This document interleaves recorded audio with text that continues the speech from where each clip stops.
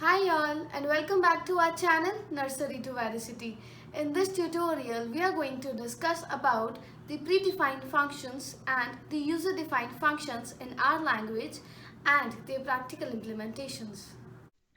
Functions in R, predefined functions and user-defined functions. So what are predefined functions? Predefined functions are the function that has its definition already defined in our language, right? So these are the predefined functions, and user-defined functions are the functions that we create and we define it are known as user-defined functions. So we will see some of the predefined functions and we will see how we can create a user-defined functions. Now, predefined functions applied on string. The first function we have is the concatenation function. So it is used to combine two strings. And the function that is used to concatenate two strings is the paste function. So we have a paste function within which we have passed two strings, string 1 and string 2. So this paste function will combine the two strings, right? Now coming to the next string function, we have character count. So in order to know how many characters are present in a particular string, we have the function as nchar, and within that we are passing the string name. Now coming to the third function, we have substring. So when we have a string and we want to retrieve few of its characters, we pass the function as substring, the string name, and the first value position and the last value position, right? So it will take the string from the third character to the fifth character. So this is how substring works. Now coming to the case change. So when you pass a string, that string might contain some uppercase values and some lowercase values. So if you want to convert the complete string into the uppercase, so we have a function toUpper, and within that we need to pass the string name, right? And if you want to convert all of your string into the lowercase, then we have a function as toLower, and in the brackets we will pass the string name. So we will see how we can practically perform these functions into the RStudio. String functions. The first function we have the concatenation function, and we have two strings. First is string A, to which we are passing the value as hi, and to string B we are passing the value as hello, right? Now I want to combine both of these values A and B, so we will use this concatenation function, that is paste, and within that we will pass our variable names, that is A and B, and we will run the function, and you can see that we have received the complete string as hi hello. So this is how the concatenation works. Now these are the predefined functions because we have not written any definitions for these functions, but it already has its own definition, like paste work as a concatenation function, so it has its own inbuilt definition. So this is what are the predefined functions. Now coming to the character count, so I want to count the number of characters present in my A string and my B string. So using my nchar function, I'm passing the variable name and will run the statement, and you can see we have received the value as 2, that is the number of character present in our A string, right? And number of characters in B string, we will run the statement, and we can see that it has 5 values. Hello, right?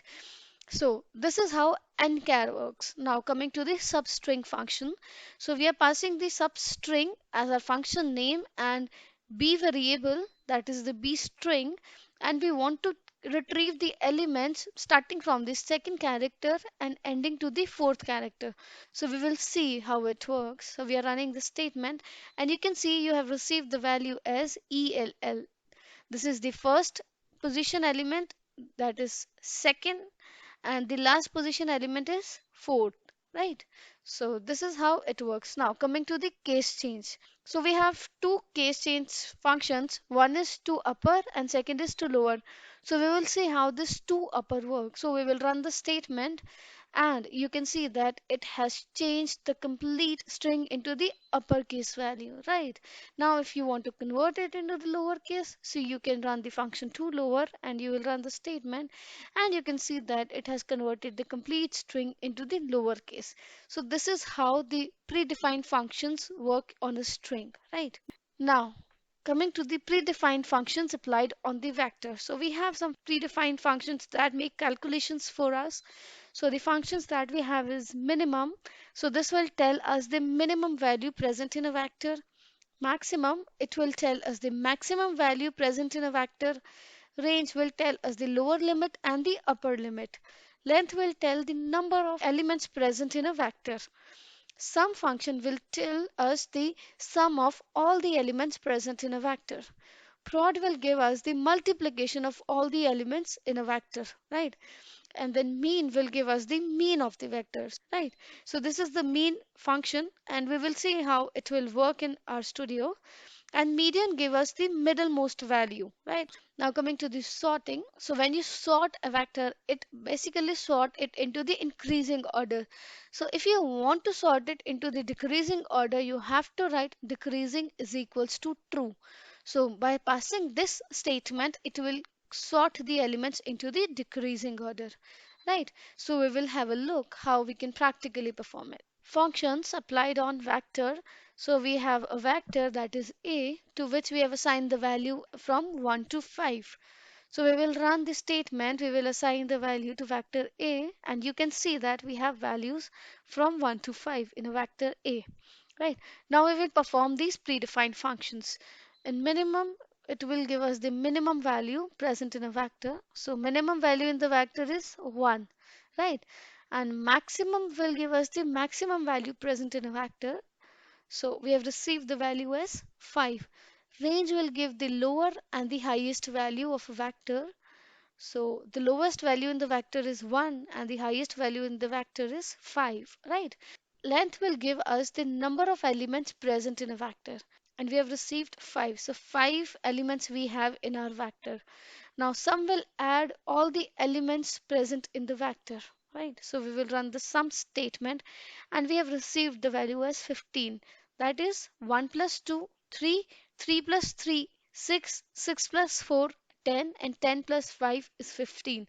So it has added all the elements present in a vector. Now prod, it will give us the multiplication of all the elements in a vector, and the value we have received is 120. That means 1 into 2, 2, 2 into 3, 6, 6 into 4, 24, and 24 into 5 is 120. Right? So this is how this prod will work. Now mean. Mean is the lower plus upper limit divided by 2. So the lower limit is 1, upper limit is 5. So 5 plus 1 is 6 divided by 2 is 3. So mean will give us the value that comes out through this formula. Right. Now coming to the median, it will give us the middlemost value. So the middlemost value is 3. 1, 2, 3, 4, 5. So 3 is the middlemost value. So median will calculate the middlemost value and we will get a 3 again. Right. Now sort. How this sort works. So we are just passing a sort statement and we will see how it works. We have received the value in the increasing order, and this is the same pattern we have stored, so we cannot find any change. Now what we will do is we will write the descending is equals to true, so it will sort the elements into the decreasing order, right? So we will see how it works. So we will run the sort statement and you can find a difference. So it has sorted the elements into the decreasing order, right?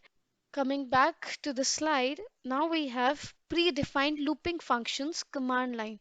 So in here we will learn how we can loop the statements by passing only a command line function, that is a single line function.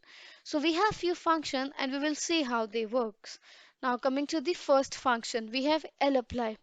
So it loops over a list, that means it takes its input as list and evaluate the element, right? It takes a list and a function and it loops over the list and applies this function over the elements of the list. If input is not a list, then it will be correct to a list. That means it will convert that input to a list on its own. And lapply always returns a list. So it will return a list value, it will take a list value, right? Now coming to the sapply function. It works similar to lapply but simplifies the result. Sapply will work in the similar way, but the way you will receive your output will be of a different manner. Sapply simplifies the result. Now coming to the apply function. It applies function over the margin of the array. right? It is the most often used to apply a function to the rows and the columns of a matrix. It can be used with a general array, for example, taking the average of an array of matrix. It works similar to the loop, but we can pass it in a fun line, right? And it mostly works on matrix and array. Now coming to the tapply, it applies result over a subset of a vector, right? So we will pass a vector and it will apply the results over the subset of the vectors. We will see how it works.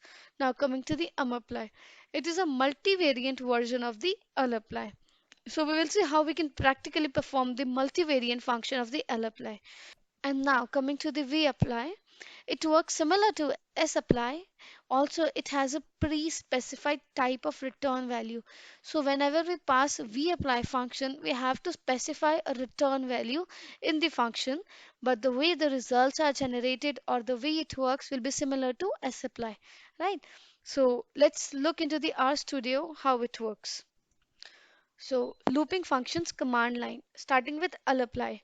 So we have taken a list as its input and we are assigning the value to x, right? So now our x is a list that contains two vector values, that is 1 to 5 and 1 to 10.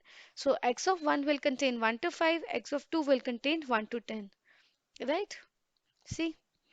Now, the lapply takes lists as an its input and a function, right? This was the statement of the lapply, and it returns its result as a list. So we will run this lapply function now. So we have received a list. X of 1 will contain the mean value as 3 and x of 2 will contain the mean value as 5.5. So 5 plus 1 is 6 divided by 2, that is 3, and 10 plus 1 is 11 divided by 2, that is 5.5. So we have received the mean of both the elements of the list, right? So this is how lapply works. It has applied to each and every element of the list without being written into so many statements, but it looped over them and it has generated the result in a single statement, right? Now, what is the difference between sapply and lapply? sapply works similar to lapply, but the way it returns its result is of the simpler way, right? So we will run the statement and we will see the difference between sapply and lapply. See, the way your lapply returned a result and the way your sapply returned the result are of two different ways. And the way we have received the result of the sapply is more simpler than compared to the lapply, right? So this is the basic difference in sapply and lapply. Now coming to the vapply. Vapply takes the list as input, the function, but it also has pre-specified type of return value, right? So this is the pre-specified type of the return value. We have written the return value type is of the double because we know that we are using vectors values in a list. So we will be getting a double value in its return, right? So this is the pre-specified type of return value. Now we will run this vapply and we will see how it works. See, we have received the result similar to sapply. This was what the statement states. But we have a predefined specified function. So we have to define it when you will apply a vapply function, right? So there is no big difference between lapply, sapply, and vapply, but minor differences. Now, coming to the apply function. So, the apply function is used to evaluate a function over the margins of an array, and it is most often used to apply a function to the rows and columns of the matrix.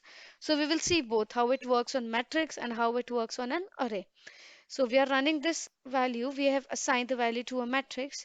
This is the vector. These are the number of rows and number of columns, and we are running the statement. Now our X is a matrix that has the values from 1 to 50 and number of rows are 10, number of columns are 5, right? Now we are applying the apply function wherein we are passing the matrix and then 2. So this 2 is the margin and this 2 defines the column, right? And the function we want to apply on the columns is the mean. So we want to calculate the mean of each and every column, right? So the mean that we will receive in the first column should be 10 plus 1, 11 by 2 should be 5.5 and so on. It will calculate the values. So we will run the apply function and you can see we have received the mean of each and every column, right? Now, coming to the next apply function, we have x as its input, that is a matrix, and 1 is these are the number rows. So we want to calculate the sum of the matrix row wise. So it will calculate the sum of each and every row. So now we should receive 10 values because we have 10 number of rows. So we will apply this apply function, and you can see we have received the sum of each and every row, right? Now coming to the array. So we have assigned the value to the array, and we have our x coordinate, y coordinate, and z coordinate. So number of rows 2, number of columns 2, and number of z coordinate should be 10, right? And the values to be stored from 1 to 40. Now we will run the statement, and you can see we have received these z coordinate as 10, and number of rows is 2 and number of columns is 2. That means we have 2 by 2 matrix 10 times, right? This is how we learned. Now we will apply this apply function on the array, on its rows and columns, and we want the sum of the rows and columns, right? So we will see how it will work. So it will add all the rows and all the columns and will give us the result, sum of all the rows and columns. See, the value present at 1 comma 1 coordinate, it will add all those elements. It has added all the elements present at 1 comma 2 coordinate, 2 comma 1 and 2 comma 2. This is how it added all the elements at their positions, and it took out this sum of what, right? Now, the apply function, we are applying the function on the third dimension, that is the z, wherein we have total 10 values, right? So we are running the statement, and you can see we have received the 10 values, and it has calculated the mean of a particular coordinate. So this is how it has calculated the mean of every matrix at every zth coordinate, right? So this is how this apply function works. Now coming to the tapply.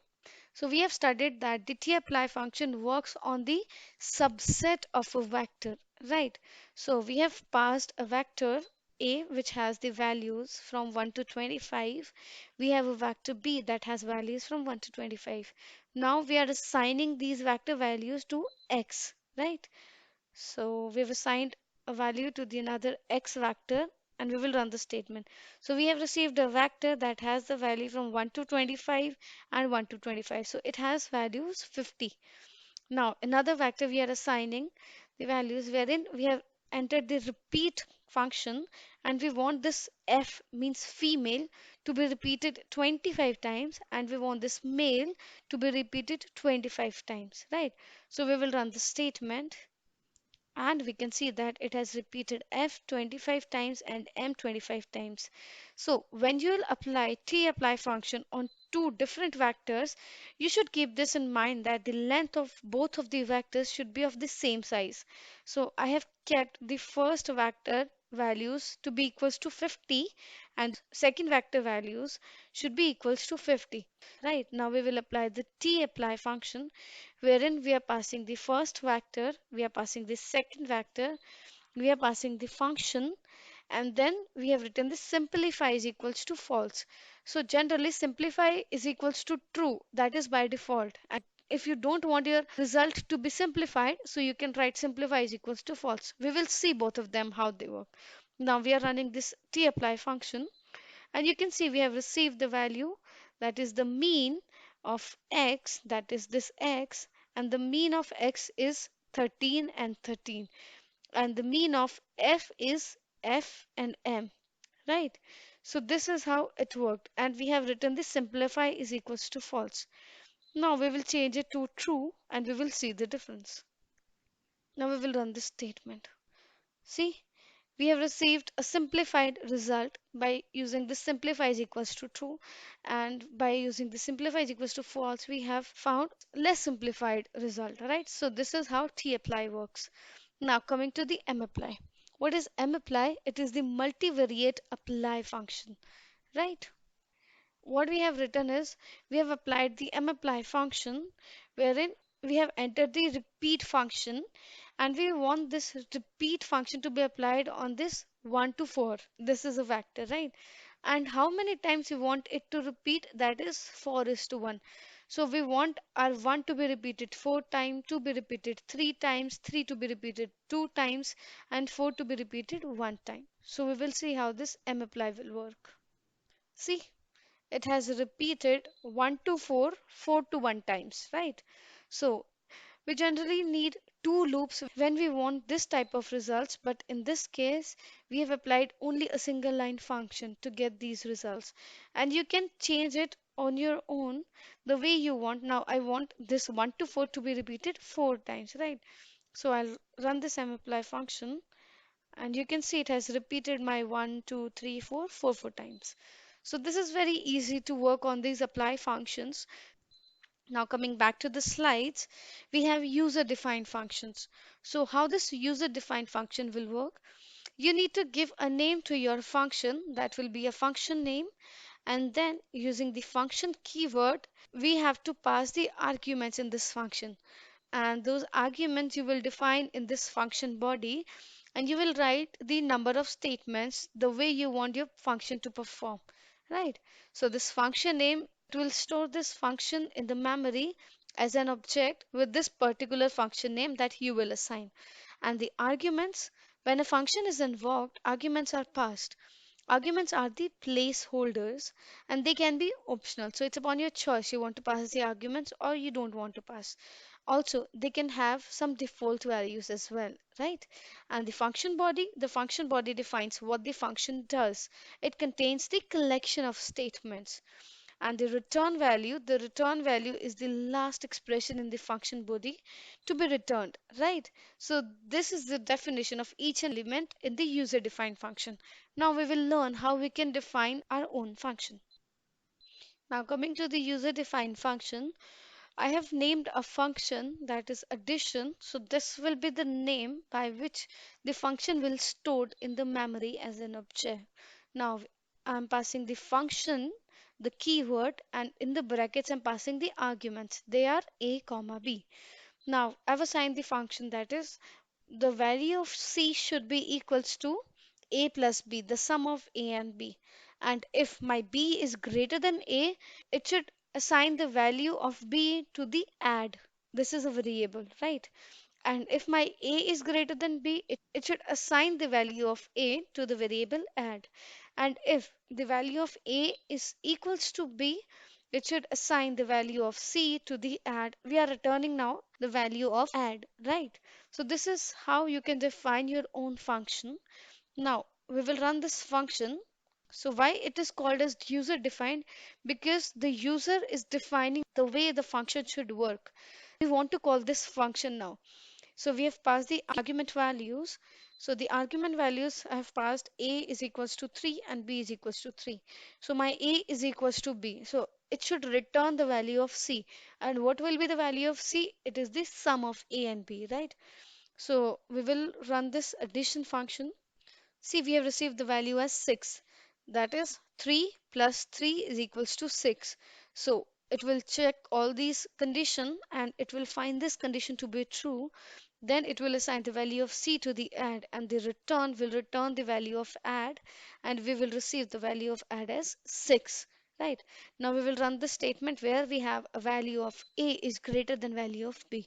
So when our value of a will be greater than value of b, it will assign the value of a to the add, and return will return the add. So we will receive the value of a as a result. Right now we are calling this addition function, and we have received the value of a as the value of add, right? Now in the other statement we are passing the value of a is less than value of b.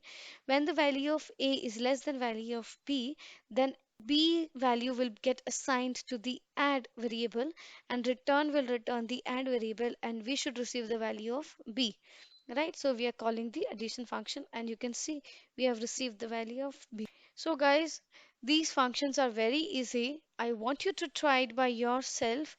Only then you will learn how it got implemented, and you will come up with your problems, and we are there to help you with that. I hope you understood the concept and you're trying it by yourself. But in case you find any issues, you can write the comment in the below comment box, or you can email us on nur2var@gmail.com. Thank you guys. Thanks for watching our video. Stay tuned. Please like, share and subscribe. Do press the bell icon to get the latest update. And you can also follow us on Facebook, Instagram, Twitter and LinkedIn. And for any queries, you can email us on nur2var@gmail.com. Thank you.